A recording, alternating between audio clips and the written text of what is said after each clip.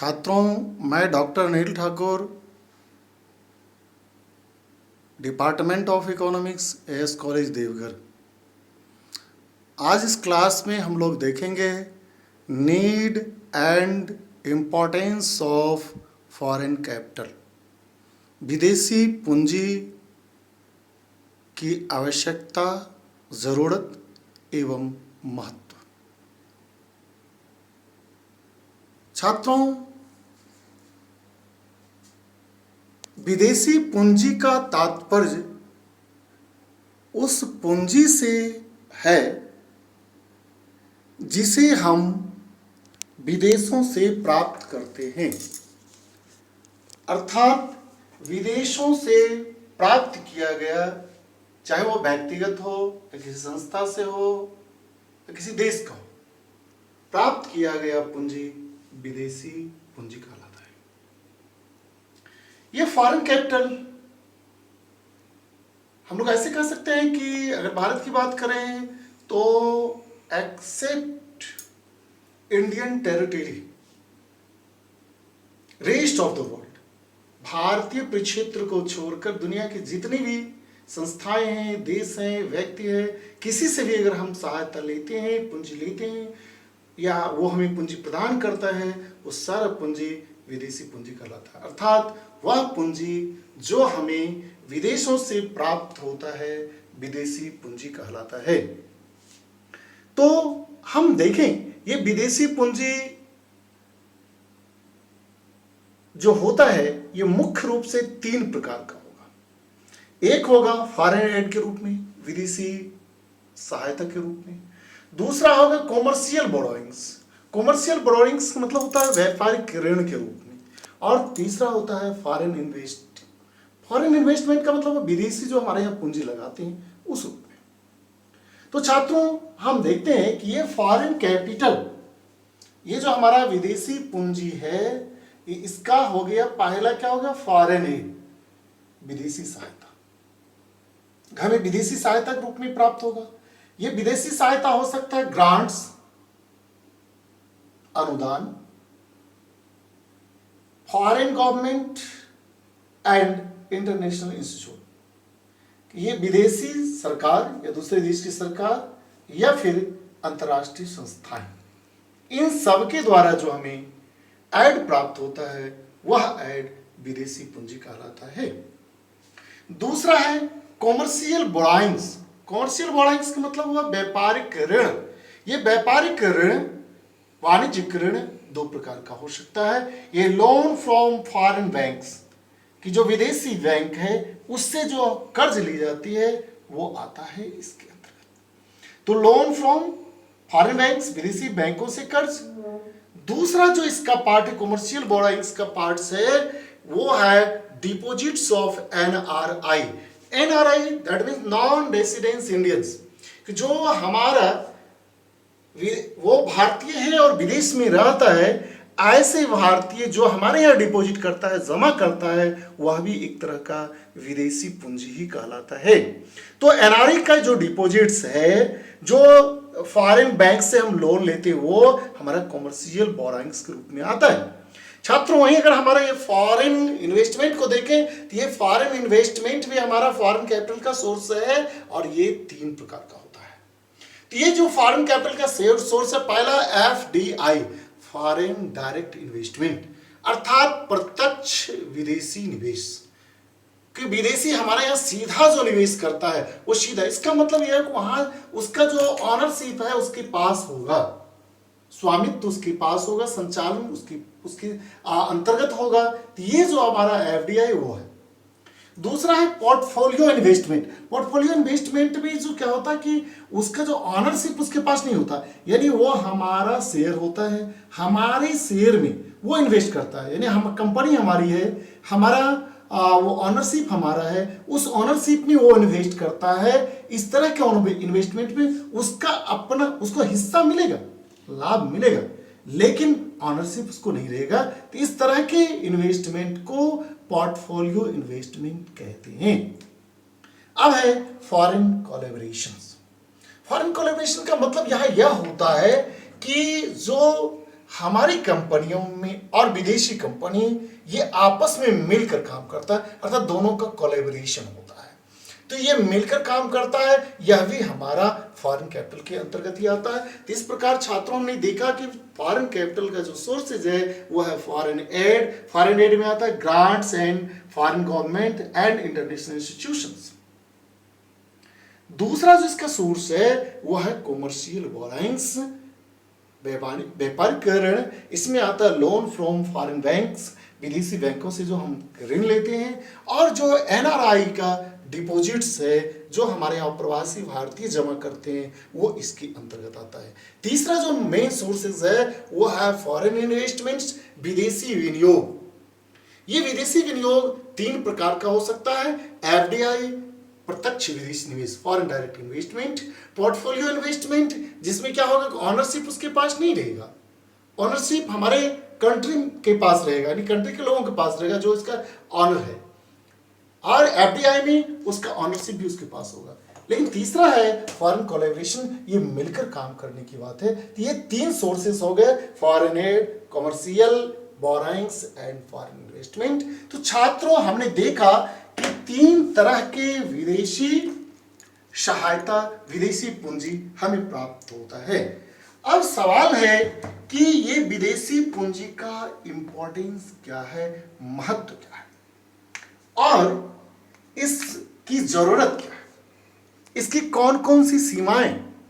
तो सबसे पहला इसकी जरूरत है वो है घरेलू बचतों को अनुपूरित करना। घरेलू बचतों को अनुपूरित करने का मतलब क्या, कि हमारे यहां जो बचत है वो पूरे नहीं है। मतलब साफ है कि हमें जितने चाहिए पैसा इन्वेस्टमेंट के लिए उतना नहीं। अगर हम इसको ऐसे देख सकें कि y = C+S, हमारी पूरी इनकम का दो ही बात होता है, या तो कंजम्पशन करते हैं या सेविंग करते हैं। तो जो कंजम्पशन करते हैं वो खत्म हो जाता है, तो बचता S है। तो S जो बचा वही हमारा कैपिटल फॉर्मेशन होता है, वही हम इन्वेस्ट कर सकते हैं। तो हमारा जो घरेलू बचत है वो कम होता है।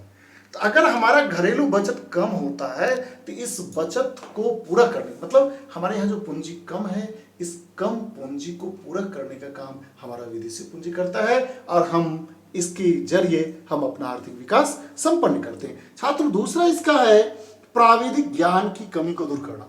तो ये प्राविधिक ज्ञान मतलब तकनीकी ज्ञान, कि हमारे यहाँ जो तकनीकी ज्ञान है उसमें जो कमी है। तो जब विदेशी पूंजी हमारे यहाँ आता है तो न सिर्फ पूंजी आता है बल्कि उसका टेक्नोलॉजी भी आता है, उसका जो नॉलेज होता है, टेक्नोलॉजिकल नॉलेज, वो भी आता है। तो जो हमारे यहाँ विदेशी आएगा तो उससे हमें तकनीकी ज्ञान भी प्राप्त होगा। तो दूसरा फायदा हमारा है कि तकनीकी ज्ञान की प्राप्ति। तो विदेशी पूंजी से हमें तकनीकी ज्ञान की भी प्राप्ति होती है, उसकी कमी दूर होती है। और तीसरा है इंफ्रास्ट्रक्चर डेवलपमेंट।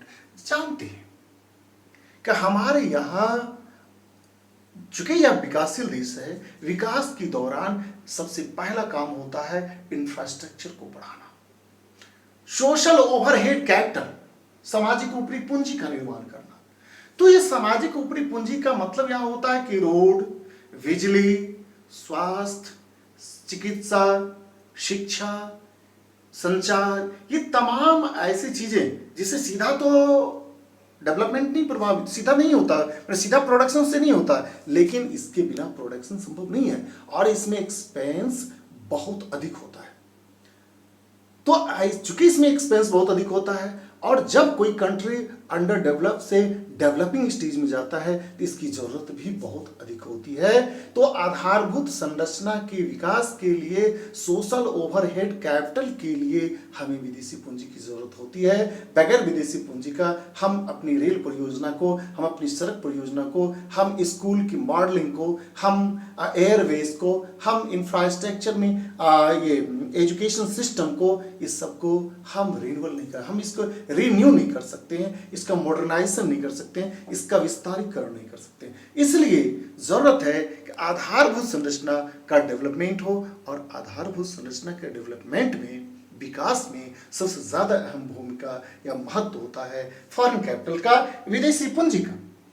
उसके बाद है खनिज पदार्थों का दोहन एवं विकास। हम लोग ये भी इसको ऐसे कह सकते हैं कि हमारे पास जो नेचुरल रिसोर्सेज है, लाइक इंडिया को अगर हम देखें जैसे इंडिया में, तो हमारे यहाँ प्राकृतिक संसाधन कभी नहीं है। कहता है कि भारत धनी है लेकिन भारतीय गरीब। इसका मतलब भारतीयों के पास पैसे नहीं है, भारतीय गरीब है, लेकिन भारत धनी है। इसका मतलब यह होता है कि भारत का जो नेचुरल रिसोर्सेज वो काफी, यहाँ देखिए हवा, मिट्टी, उपजाऊ मिट्टी, फर्टाइल लैंड, हमारे यहाँ मिनरल्स, हमारे यहाँ और भी खनिज पदार्थ, ये सब अधिक मात्रा में है। प्राकृतिक संपदाएं, वन है, नदियां है, पहाड़ है, ये सब है, लेकिन हमारे यहाँ पैसे नहीं है, टेक्नोलॉजी नहीं है। तो जब हमारे यहाँ इन सारे चीजों को हम चाहते हैं कि काफी विकास करें, इसका एक्सप्लॉयटेशन हो, दोहन हो, अच्छा सा उपयोग हो, पूर्ण उपयोग हो, तो निश्चित रूप से कहीं न कहीं विदेशी पूंजी चाहिए। तो बिना विदेशी पूंजी का हम अपनी प्राकृतिक संपदाओं का पूर्ण उपयोग नहीं कर सकते हैं, अपनी खनिज का पूर्ण दोहन नहीं कर सकते हैं। तो इसलिए जरूरत है कि विदेशी पूंजी चाहिए। और इतना ही नहीं, नए क्षेत्रों के विदोहन में शामिल। तो नया क्षेत्र क्या है? हम चाहते हैं कि नया क्षेत्र का विकास करें। जैसे अभी के अगर बारे में देखें तो हमें ये पता नहीं है, भारतीयों को ये पता नहीं है कि हमारे यहाँ ऑयल एरिया कितना है, तेल का क्षेत्र कितना है। इसलिए पता नहीं है कि हमारे पास उतनी टेक्नोलॉजी नहीं है और ना ही पैसा है कि जमीन के अंदर हम पता कर सकें कि हमारे यहाँ कितना पेट्रोलियम प्रोडक्ट है, ऑयल का एरिया है। तो इसके लिए हमें विदेशी पूंजी चाहिए, तभी हम इन चीजों का पता लगा सकते हैं और हम उसका पूर्ण उपयोग कर सकते हैं। इतना ही नहीं, सरकारी राजस्व में भी वृद्धि होती है। अर्थात विदेशी पूंजी की आवश्यकता हमें इसलिए भी पड़ती है कि सरकारी राजस्व बढ़े। तो आप देखें छात्रों का, आपको लग रहा है कि सरकारी राजस्व कैसे बढ़ेगा, टैक्स कैसे बढ़ेगा? बढ़ेगा जब कोई विदेशी हमारे यहाँ पूंजी लगाएगा, भले ही वो फैक्ट्री लगाए, भले ही वो हमारे यहाँ संस्था लगाए, भले ही हमारे यहाँ इंश्योरेंस का काम करे, हमें उसके बदले टैक्स देगा, हमें एम्प्लॉयमेंट देगा, उस लोगों से इनकम टैक्स मिलेगा। तो इस तरह से हम देखते हैं कि जो विदेशी पूंजी है वो हमारे यहाँ जो इन्वेस्ट करता है उससे सरकारी राजस्व की भी प्राप्ति होती है। और सबसे अहम बात है कि अस्फीतिकारी दबावों में कमी। तो हम देखते हैं कि अगर हमारे यहाँ इन्फ्लेशन होता है तो इन्फ्लेशन होता क्यों, महंगाई क्यों बढ़ती है? इसलिए बढ़ती है कि उत्पादन कम है, सप्लाई कम है, प्रोडक्शन कम है और डिमांड ज्यादा है। तो अगर विदेशी विनिवेश होता, विदेशी निवेश होता है हमारे यहाँ, विदेशी पूंजी आती है तो प्रोडक्शन बढ़ेगा और जितना डिमांड है उसको सप्लाई मीट करेगा। तो जितना मांग है उसके अनुरूप पूर्ति होगा और ज्यादा ही पूर्ति हो जाएगा। तो ऐसी स्थिति में हम देखेंगे कि जो हमारा इन्फ्लेशन है वो कम हो जाएगा, क्योंकि विदेशी पूंजी के आने से उत्पादन बढ़ेगा, उत्पादन बढ़ने से पूर्ति बढ़ेगा और जितनी मांग है उस मांग के अनुरूप पूर्ति होने से मूल्य क्या होगा, कम। और सबसे अहम बात है और अंतिम बात यह है कि इन सब चीज का असर दिखता है बैलेंस ऑफ पेमेंट पर, भुगतान संतुलन पर। भारत जैसे देशों के लिए अगर आप देखें तो भुगतान संतुलन प्रायः प्रतिकूल रहा है। अगर हम 3 वर्षों को छोड़ दें तो प्रायः भारत का भुगतान संतुलन प्रतिकूल रहा है। इस प्रतिकूलता को दूर करने का एक महत्वपूर्ण उपाय है फॉरेन इन्वेस्टमेंट, फॉरेन कैपिटल, कि विदेशी पूंजी से यह प्रतिकूलता दूर होगी। जब विदेशी पूंजी हमारे यहाँ, चाहे एफडीआई के तहत आए, पोर्टफोलियो इन्वेस्टमेंट के तहत आए, या कोलैबोरेशन के तहत आए, या डिपॉजिट्स, एनआरआई डिपॉजिट्स के तहत आए, जिस तहत आए, ग्रांट्स के तहत आए, या इंटरनेशनल इंस्टीट्यूशन के तहत आए, वो आएगा विदेशी मुद्रा में। तो जब मेरे यहाँ विदेशी मुद्रा में प्राप्त होगा हमें उसका, तो जब विदेशी मुद्रा प्राप्त होगा तो हमारा विदेशी जो भुगतान संतुलन है उसकी प्रतिकूलता कम होगी। तो इस तरह हमने देखा कि विदेशी पूंजी की ये सब फायदे हैं, ये जरूरत है, ये इसके महत्व है, इसकी भूमिका है। अब हम देखेंगे कि विदेशी पूंजी के क्या डिमेरिट्स हैं, क्या दोष हैं। तो छात्रों, ऐसा नहीं है इसके कोई दोष नहीं है, ये दोष मुक्त है। हम जानते हैं विदेशी पूंजी की दोष भी है। इसका पहला दोष है विदेशी सहायता विकास के लिए आवश्यक शर्त नहीं, कि जो हमारा विदेशी सहायता है वो विकास के लिए आवश्यक शर्त नहीं है।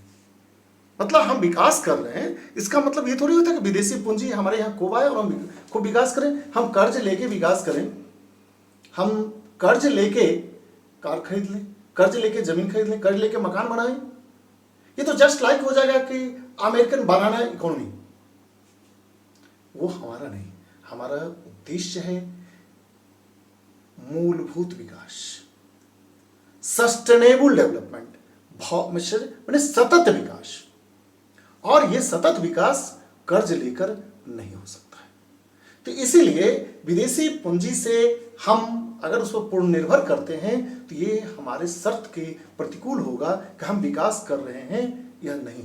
हम विकास कर रहे हैं, इस कंडीशन में कर रहे हैं कि हम विदेशी कंपनियों से, विदेशी संस्थाओं से ऋण ले रहे हैं, ऋण के माध्यम से कर रहे हैं। दूसरी बात यह है कि ऋण में उत्तरोत्तर वृद्धि। विदेशी पूंजी का एक सबसे बड़ा दोष है, या यूं कह सकते हैं कठिनाई है हमारे लिए, कि विदेशी पूंजी से हमारा ऋण भार बढ़ता जाएगा और अत्यधिक ऋण के तले हम दब जाएंगे। क्योंकि जब भी हम कर्ज लेंगे, चाहे फॉरेन इंस्टीट्यूशन से लें, फॉरेन कंट्री से लें या इंडिविजुअल से लें, वो कर्ज ही होगा। तो जितनी बार हम कर्ज लेंगे, जितनी मात्रा में कर्ज लेंगे, वो हमारा कर्ज उत्तरोत्तर बढ़ते जाएगा। तो ये हमारी दूसरी कठिनाई है, दूसरी सीमाएं हैं विदेशी पूंजी की। तीसरी जो महत्वपूर्ण बात वो है यह है कि विदेशी सहायता आय अर्जन क्षमता को नहीं सुधारती। कहता है कि विदेशी सहायता जो है वो हमारा आय अर्जन क्षमता नहीं बढ़ाता। ठीक है, वो आया हमारे यहाँ पूंजी लगा दिया, वो लाभ ले जा रहा था, लेकिन जो हमारा अपना अर्निंग जो कैपेसिटी है वो इससे डेवलप नहीं होगा।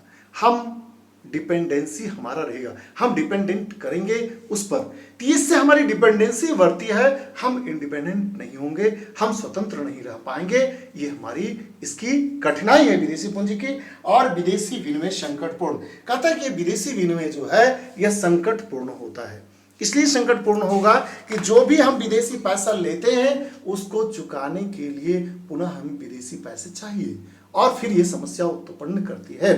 तो इसीलिए ये विदेशी पूंजी हमारे विकास के लिए भविष्य में संकट पैदा कर सकता है, क्योंकि इसे चुकाने के लिए पुनः हमें विदेशी पूंजी चाहिए। उसके बाद है आर्थिक शोषण। जब हम विदेशी पूंजी का सहारा लेते हैं, वो हमारे यहाँ एफडीआई करेगा, हमारे यहाँ फॉरेन कोलैबोरेशन करेगा, तो वो जो पूंजी लगाएगा तो वो हमारा एक्सप्लॉयटेशन करेगा, वो अपने हिसाब से इन्वेस्ट करेगा। वो उसे हम कितना भी कहें, वो लेबर इंटेंसिव टेक्नोलॉजी नहीं लगाएगा, वो श्रम प्रधान तकनीक नहीं लगाएगा, वो कैपिटल इंटेंसिव टेक्नोलॉजी लगाएगा, वो पूंजी प्रधान तकनीक लगाएगा, क्योंकि उससे उसको कॉस्ट मिनिमाइजेशन करने में आसान होगा, प्रॉफिट मैक्सिमाइज कर पाएगा। तो ऐसी स्थिति में ये हमारे लिए आर्थिक शोषण होगा। और उसके बाद है विकास की प्रारूप का विकृत होना, कि हमारा जो विकास का प्रारूप होगा वो इससे विकृत होगा। विकृत का मतलब रूप होगा, खराब होगा। क्यों खराब होगा? कि ये जो विदेशी हमारे यहाँ पूंजी लगाएंगे, लाभ की भावना से, प्रॉफिट मोटिव काम करेगा, उसको हमारे इन्वायरमेंट से कोई लेना देना नहीं है, उसके हमारे यहाँ जो मास ऑफ पॉपुलेशन है उससे कोई लेना देना नहीं है, उसको एम्प्लॉयमेंट से कोई लेना देना नहीं है, उसके पॉवर्टी एलिवेशन प्रोग्राम से कोई लेना देना नहीं, क्योंकि उसका एक ही मात्र उद्देश्य होता है, वो उद्देश्य है प्रॉफिट। तो ये प्रॉफिट मोटिव काम करता है, लाभ की भावना से प्रेरित होकर काम करता है, इसीलिए यह हमारे लिए फायदेमंद नहीं होगा। उसके बाद है विदेशी सहायता निर्भरता लाती है।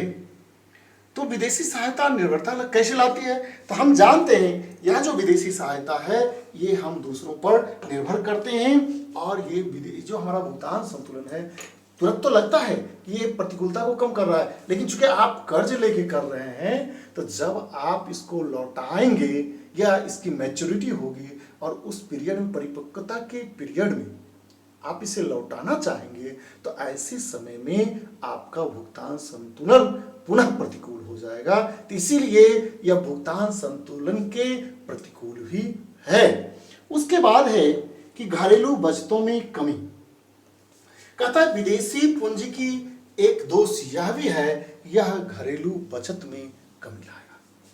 इसलिए कमी लाएगा क्योंकि इसका जो इनकम होगा वह इनकम विदेश जाएगा, क्योंकि जिसने लगाया लाभ वही लेगा। तो इस तरह से हम देखते हैं कि घरेलू बचत को ये क्या करेगा, कम करेगा। यहाँ जो घरेलू उद्योगपति है उसमें जो क्षमता जनरेट होना चाहिए वो नहीं होने देगा, क्योंकि ये पूंजी लगाएगा, ये टेक्नोलॉजी अपना लाएंगे, ये अपने इन्वेस्टर्स और सारी जो बड़े ऑफिसर्स होंगे ये अपनी कंट्री का इनका होगा, ये सिर्फ यहाँ वर्कर्स इसको चाहिए, तो इसका जो लाभ है वो लेगा। इसलिए घरेलू पूंजी के लिए यह खतरा होगा। और इन सब चीज़ों को अगर आप देखें तो इन सब से अतिरिक्त जो महत्वपूर्ण और अहम बात है वो ये है कि गुलामी का खतरा। कम से कम इकोनॉमिकली तो स्लेव हो ही सकते हैं, आर्थिक दास तो हो ही सकते हैं, गुलाम हो ही सकते हैं।